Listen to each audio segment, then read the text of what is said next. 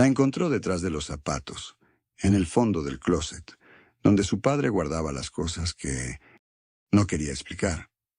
Era una caja de metal gris, del tamaño de un ladrillo, con una pequeña cerradura, plateada que alguien había cerrado con cuidado y nunca volvió a abrir frente a nadie.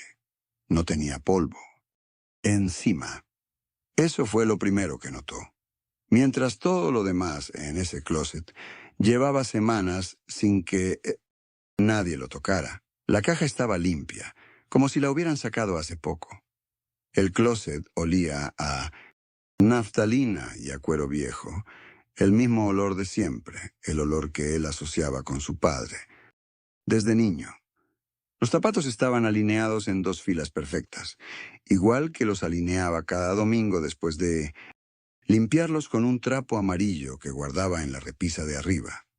La camisa azul todavía colgaba del gancho de la derecha, con el cuello desabotonado, como si su dueño fuera a regresar en cualquier momento, a ponérsela. La caja rompía ese orden. No pertenecía a la imagen que él tenía de ese espacio, ni de ese hombre. La sacó con las 2 manos y la sostuvo frente a él. La sacudió apenas con cuidado y escuchó el movimiento suave de papeles adentro, papeles doblados que se desplazaban de un lado al otro, y algo más rígido, algo plano, que podía ser una fotografía. Entonces vio la etiqueta.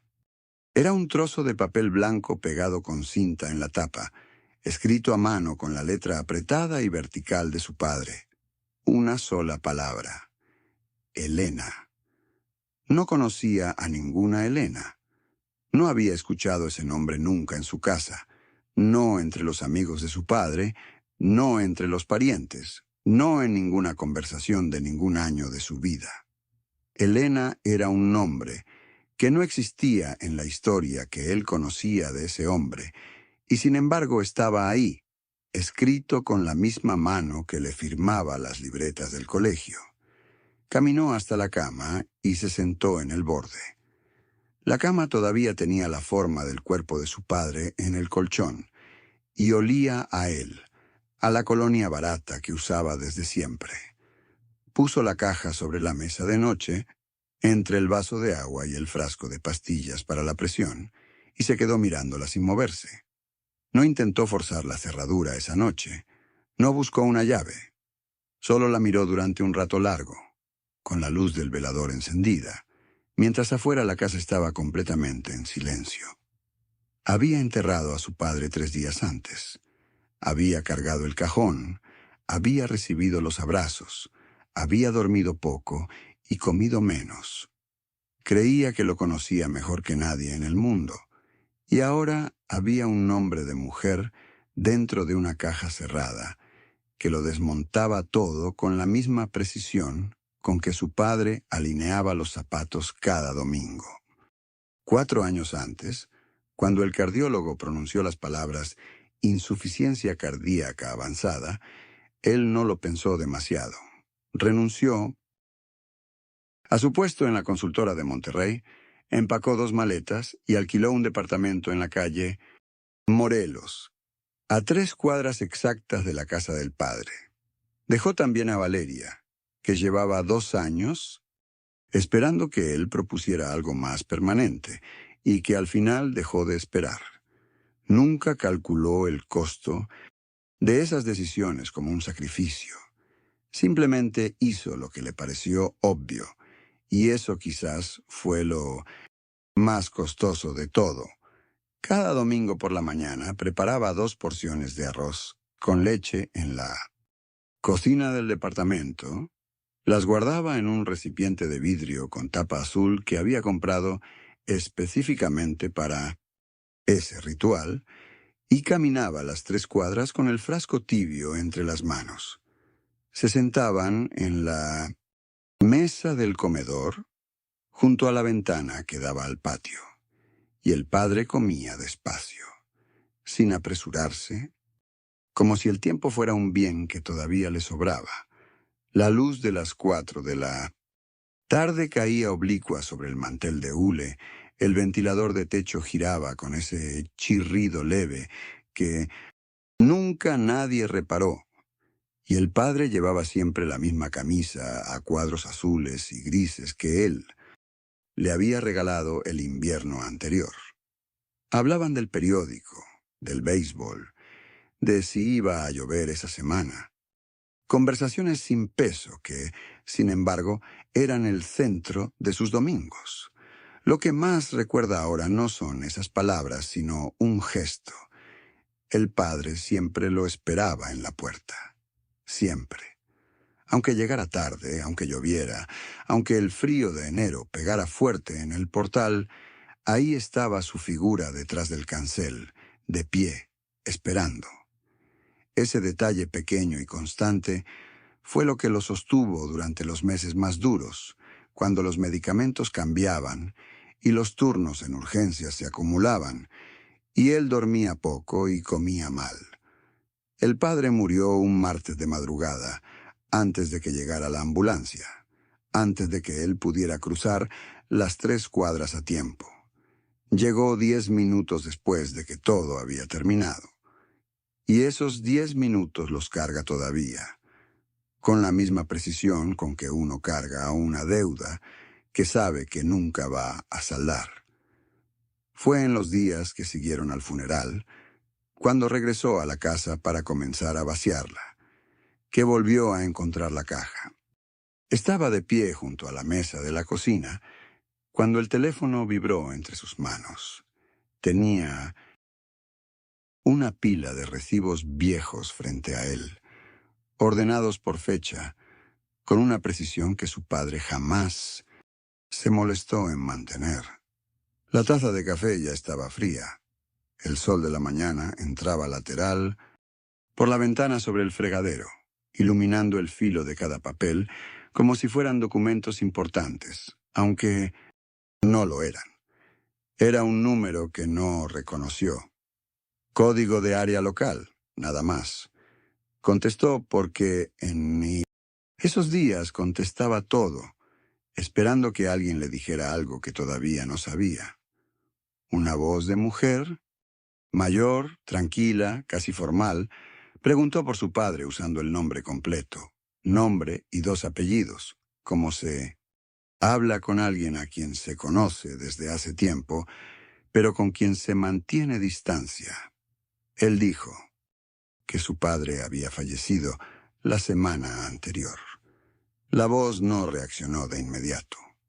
Hubo una pausa que duró lo suficiente para que él notara el sonido del refrigerador funcionando y el peso del silencio al otro lado. Luego la mujer dijo solamente que lo sentía, que ella era Elena, y la llamada terminó. Él se quedó mirando la pantalla durante varios segundos, sin moverse, con el café frío a un lado y los recibos todavía en orden frente a él. El nombre coincidía exactamente con la etiqueta escrita a mano sobre la caja que había dejado sin abrir sobre la mesa del comedor. No era una coincidencia que tuviera explicación sencilla, y él lo supo en ese momento sin necesidad de pensarlo demasiado. Intentó devolver la llamada de inmediato. Primero marcó ocupado, luego timbró 6 veces sin respuesta. Luego volvió a marcar ocupado. Buscó el nombre Elena en la agenda del Nokia básico que su padre había usado durante años, el mismo que rechazó cambiar cuando él le ofreció uno mejor. No había ningún contacto con ese nombre. Revisó los mensajes de texto.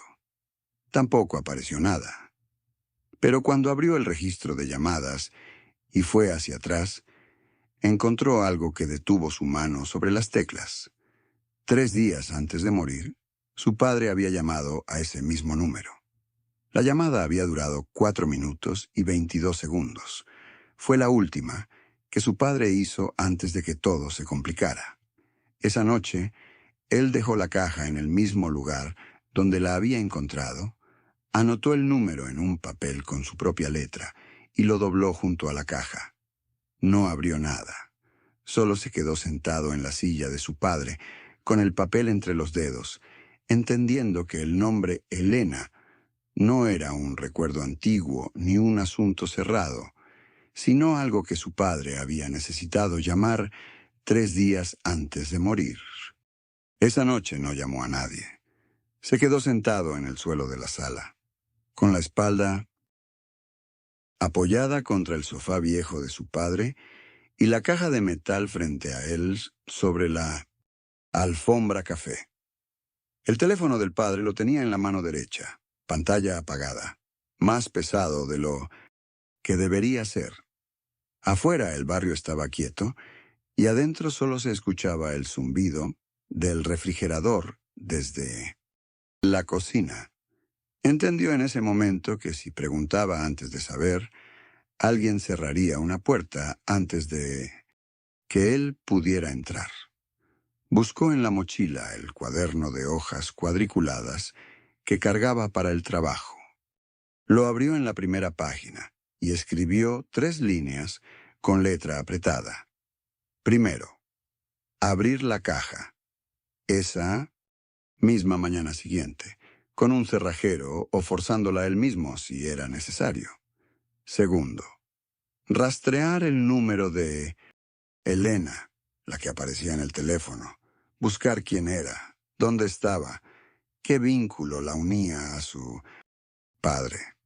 Tercero, y esto lo subrayó 2 veces, revisar el archivador metálico del estudio antes de que llegara su tía desde Monterrey.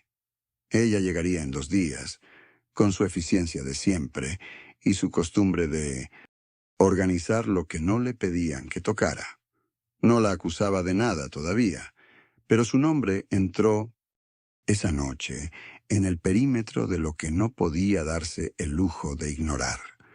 Cerró el cuaderno, lo puso sobre su pecho cuando se recostó en el sofá y dejó la caja sobre la alfombra donde pudiera verla si abría los ojos.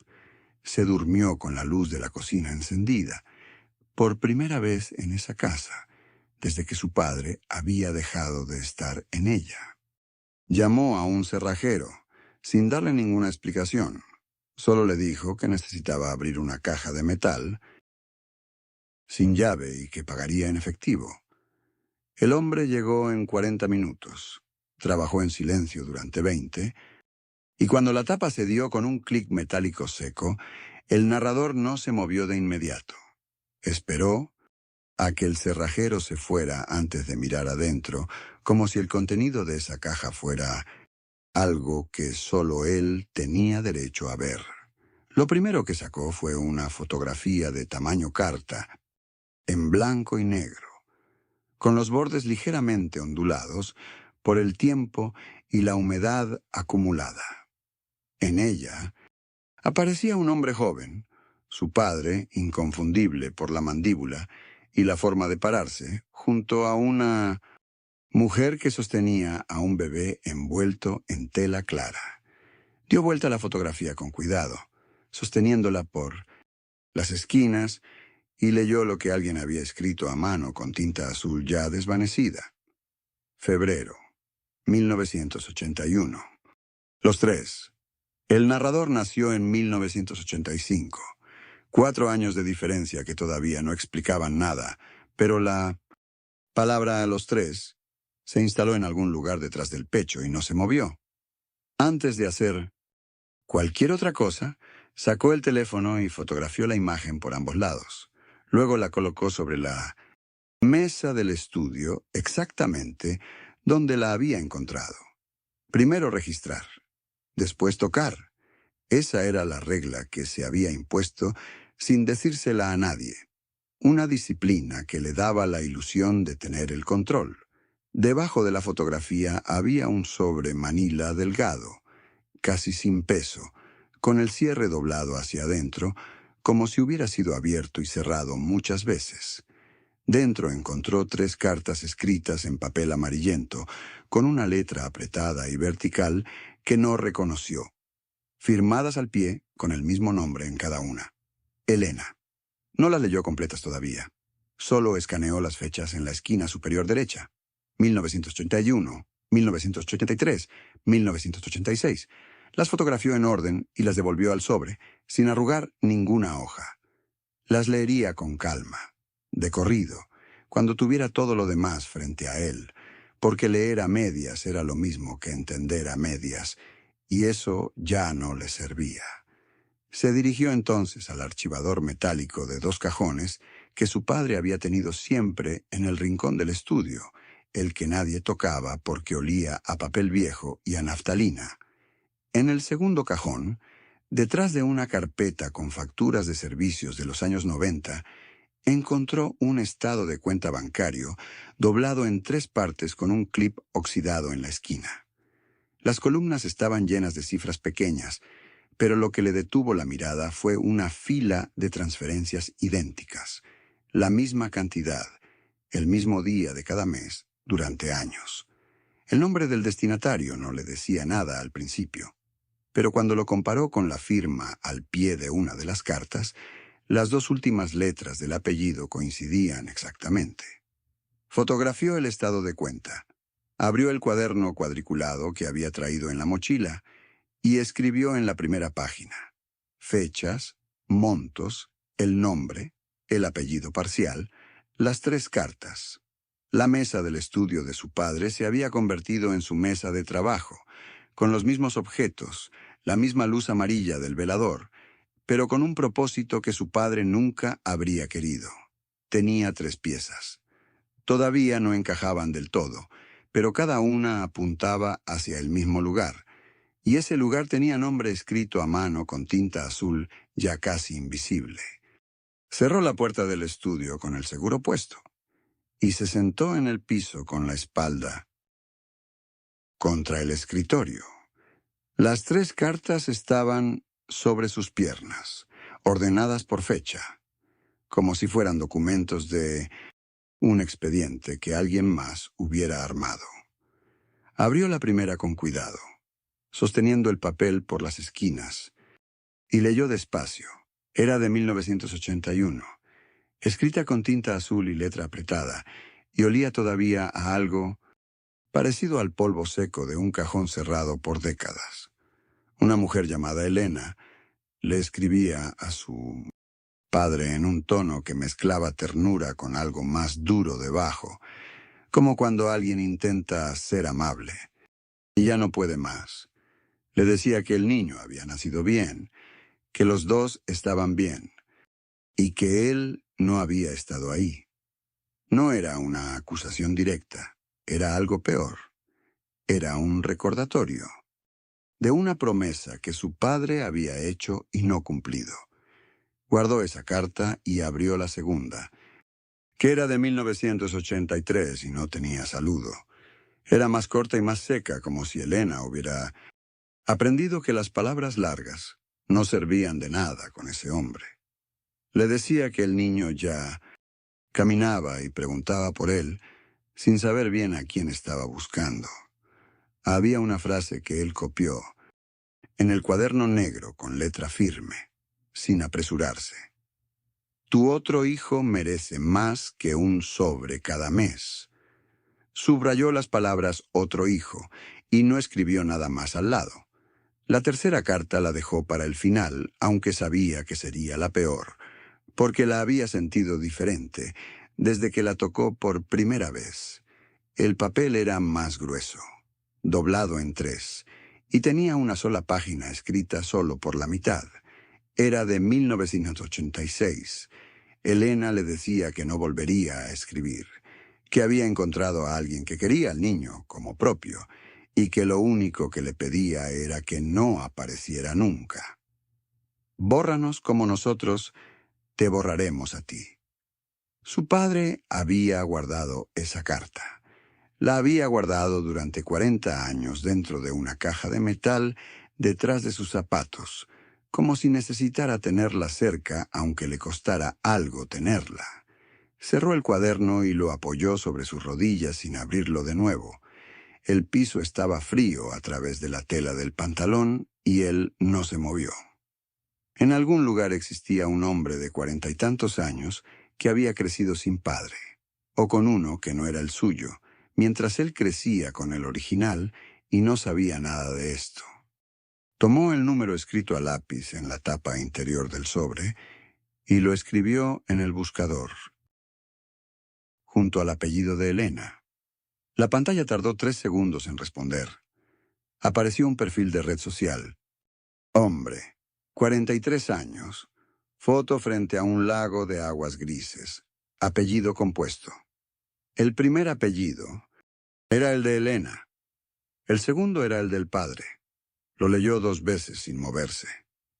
Después entró al perfil y comenzó a bajar por las fotografías con el mismo método con que había leído las cartas, despacio, sin saltar nada. Encontró la foto grupal en la tercera fila de imágenes. Era una reunión al aire libre, luz de tarde, árboles al fondo. Ahí estaba, los pómulos altos, la mandíbula cuadrada, la manera de pararse con el peso ligeramente hacia la pierna derecha. Era la misma postura que el padre tenía en cada foto familiar, que el narrador conocía de memoria. No fue una duda que se confirmó. Fue una certeza que ya existía y encontró su forma definitiva. Cerró ese perfil y abrió el de Elena. Activo, sin restricciones, fotos recientes con nietos pequeños sobre una alfombra roja, 71 años y una vida entera, sin interrupciones visibles. El narrador se quedó mirando esa foto un momento, no con rabia, sino con una especie de asombro frío ante lo que puede sostenerse en silencio durante décadas. Cerró las pestañas una por una, apagó la pantalla. La habitación quedó en el único ruido del ventilador del techo girando despacio. Abrió el cuaderno cuadriculado en la última página con notas y escribió una sola línea al final, con letra pequeña y sin subrayar. Papá tuvo otro hijo. Lo conoce. Yo no. Cerró el cuaderno y lo puso sobre la mesa con cuidado, como si el peso de lo que contenía pudiera romperse si lo soltaba de golpe. La tía llegó a las 11 en punto, con un pañuelo doblado en la mano y cara de funeral anticipado. Él la esperaba sentado a la mesa del comedor, no en la sala, porque la mesa era territorio neutral y firme. Había puesto agua, 2 vasos, y las cartas alineadas boca abajo sobre el mantel, como si fueran cartas de una baraja que aún no se revelaba. Ella entró preguntando si había comido, si había dormido, si necesitaba algo. Los gestos de siempre, los de toda la vida. Él le señaló la silla del frente sin responder ninguna de las 3 preguntas, y ella se sentó despacio, sin quitarse el saco. La primera carta que giró fue la del banco, la más antigua, la de hacía 17 años, con el nombre del padre impreso en tinta azul ya desvanecida. Observó la cara de la tía en el momento exacto en que sus ojos reconocieron el membrete y vio como los músculos de su mandíbula se tensaron apenas, un movimiento pequeño que ella intentó controlar y no pudo del todo. Entonces, colocó al lado la segunda carta, la del notario, con la firma del padre y la fecha subrayada, con lapicero Ross, su propio lapicero de la noche anterior. La tía abrió la boca y él levantó una mano, despacio, sin alzar la voz, solo para indicar que todavía no era su turno de hablar. Sacó después las fotografías que había encontrado dentro de la caja metálica, 3 en total, pequeñas y con los bordes amarillentos por el tiempo y la humedad del closet. Las acomodó en fila junto a los documentos, formando una línea de evidencia que ocupaba casi todo el ancho de la mesa. La tía bajó la vista hacia el mantel y él supo, en ese silencio espeso y sin salida, que ella lo había sabido desde el principio. El cerrajero cerró su maletín, recibió los billetes sin contar y salió sin hacer preguntas. La puerta se cerró detrás de él con un clic suave, casi indiferente al peso de lo que dejaba atrás. Valentina se quedó parada en el centro del estudio, con la caja abierta sobre el escritorio y el contenido esparcido frente a ella. Había más cartas, un sobre en manila sellado y una fotografía pequeña que ella no había visto nunca antes. La foto mostraba a su padre joven, sonriendo junto a una mujer que no era su madre, sosteniendo un bebé en brazos. No había fecha escrita al reverso, solo un nombre: Rodrigo. Valentina no conocía a ningún Rodrigo. Puso la fotografía boca abajo sobre el escritorio y no la volvió a tocar por casi una hora. Se fue a la cocina, llenó un vaso de agua del grifo, lo bebió de pie mirando la ventana que daba al patio, donde él había plantado un naranjo hace 20 años. El árbol seguía ahí, cargado, ajeno a todo. Regresó al estudio, encendió la lámpara del escritorio, porque la tarde había cerrado sin que ella lo notara, y se sentó en la silla de él. El cuero olía todavía a él, a ese jabón de glicerina que había usado toda la vida, y ese olor fue lo que finalmente le quebró la compostura. Lloró sin soltar nada, con las manos sobre la mesa y los ojos fijos en la foto vuelta al revés, porque no supo si lo que lloraba era su muerte o la versión de él que acababa de perder por segunda vez. La tía se fue pasada a las 2 de la tarde, dejando sobre la mesa un vaso con café frío y el nombre completo de Elena escrito en una servilleta. Él no la acompañó hasta la puerta. Se quedó mirando ese papel, como quien lee una sentencia que ya esperaba, pero que duele igual al verla impresa. Después dobló la servilleta, la metió en el sobre original junto con las cartas y guardó todo en la gaveta del escritorio de su padre, con una llave que encontró colgada detrás del marco de la puerta. Cerrar esa gaveta fue el primer gesto deliberado del día, el primero que no venía del dolor, sino de una decisión. Esa misma tarde, llamó al abogado que había llevado la sucesión y pidió una cita para el jueves siguiente, sin explicar el motivo con detalle. Luego abrió el cajón de su propia cocina, sacó un cuaderno de espiral con tapas negras que usaba para cuentas del negocio y lo pasó a página limpia. Escribió 3 columnas con lápiz: fechas, nombres, preguntas sin respuesta. La lista era corta, pero cada línea pesaba. Esa noche cocinó arroz con huevo, comió de pie frente a la ventana y lavó el plato antes de sentarse. Era un ritual pequeño que había aprendido de su madre, no de su padre, y esa distinción lo ancló de un modo que no supo explicarse. Al día siguiente se levantó a las 7. Abrió la caja de documentos que tenía pendiente desde el velorio y empezó a separar papeles por año con la misma concentración con que se ordena lo que ya no duele, pero todavía importa. Encontró recibos, pólizas vencidas, una foto escolar suya de 3er grado que guardó sin analizarla. Lo que buscaba no apareció ese día, pero el hecho de buscar ya era distinto a esperar. Esa semana también llamó a su jefe para avisarle que volvería el lunes, y mientras hablaba notó que su voz sonaba más firme de lo que sentía, aunque quizás eso también era una forma honesta de avanzar. 3 semanas después de la visita de la tía, él volvió a dormir, sin despertarse a las 3 de la mañana. No fue un logro que celebró, simplemente lo notó al ver la hora en el teléfono cuando abrió los ojos con luz natural entrando por la ventana. Esa mañana hirvió agua para el café sin apagar la hornilla antes de tiempo, sin olvidar que la había encendido, sin quedarse paralizado mirando la pared. Fue al cajón donde guardaba el sobre de su padre y lo dejó cerrado. No lo necesitaba ese día. Lo que la tía le había dicho sobre Elena, sobre el dinero, sobre los años, que su padre cargó ese peso sin decirle nada, ya no le ardía con la misma intensidad de las primeras noches.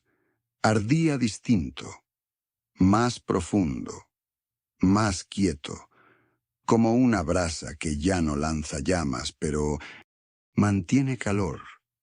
Fue al trabajo por primera vez en 2 semanas y saludó a sus compañeros con una palabra corta y suficiente. Nadie le preguntó nada porque su cara, aunque cansada, ya no tenía esa expresión de vidrio a punto de romperse.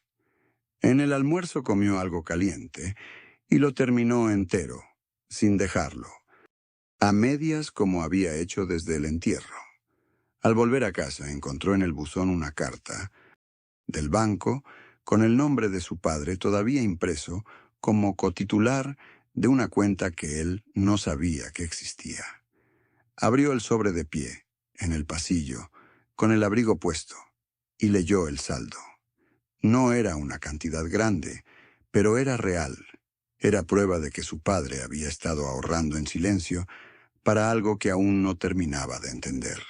La guardó sobre la mesa, junto a las llaves, y se sentó en el sillón sin encender la televisión, dejando que el silencio de ese departamento le dijera lo que todavía faltaba por resolver. Esa tarde sacó la caja de cartón del closet y la puso sobre la cama, sin ceremonias, sin prepararse demasiado. Adentro estaban las fotos que había guardado después del velorio, porque no podía mirarlas, sin que el pecho se le cerrara. Las fue pasando una por una, despacio, con la luz de la ventana, cayendo oblicua sobre los bordes amarillentos del papel fotográfico.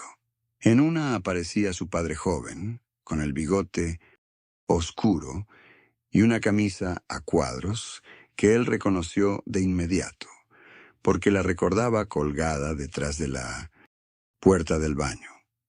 En otra estaban los dos sentados en las escaleras de la casa vieja, él con unos 6 años y su padre con una mano apoyada en su hombro sin mirar a la cámara. Mirándolo a él, no apartó esa foto. La dejó separada sobre la colcha mientras seguía revisando el resto. Sabía ahora cosas que antes no sabía, pero esa foto no cambiaba porque las manos de su padre sobre su hombro habían sido reales. Eso no lo tocaba ningún secreto. Había un hombre capaz de guardar algo fatal, y también había sido ese hombre sentado en las escaleras, y las dos cosas eran ciertas. Al mismo tiempo, tomó la foto y la colocó de pie contra el marco del espejo del cuarto, donde pudiera verla desde cualquier ángulo de la habitación. No era perdón completo ni era olvido. Era simplemente dejarla estar ahí, visible, sin esconderla otra vez en la oscuridad del cartón. Esa mañana encontró la caja debajo de la cama, donde siempre había estado, cubierta de polvo fino y silencio acumulado. La sacó despacio, como si el peso que contenía pudiera desbordarse si la movía con prisa. Las cartas seguían ahí, dobladas con ese cuidado que solo tienen las cosas que alguien quiso esconder para siempre. Las sostuvo un momento sin abrirlas porque ya no necesitaba leerlas para saber lo que decían. Afuera, el sol de la tarde entraba oblicuo por la ventana y trazaba una línea de luz sobre el piso de madera gastada. Él colocó las cartas de vuelta, una por una, en el mismo orden en que las había encontrado la primera vez. Cerró la tapa con ambas manos y sintió el clic seco del cierre metálico como si fuera un punto final. Guardó la caja en el closet, no debajo de la cama, sino en el estante más alto, donde la alcanzaría solo si lo decidía. El nombre de Mimodaza. Elena, en aquella servilleta, ya no vivía sobre la mesa, sino doblado dentro de su billetera, sin urgencia. Había decidido que buscarla no era una deuda pendiente, sino una puerta que podía abrir o dejar cerrada. Su padre había sido un hombre incompleto, como todos, y él había aprendido a cargar eso sin que lo aplastara.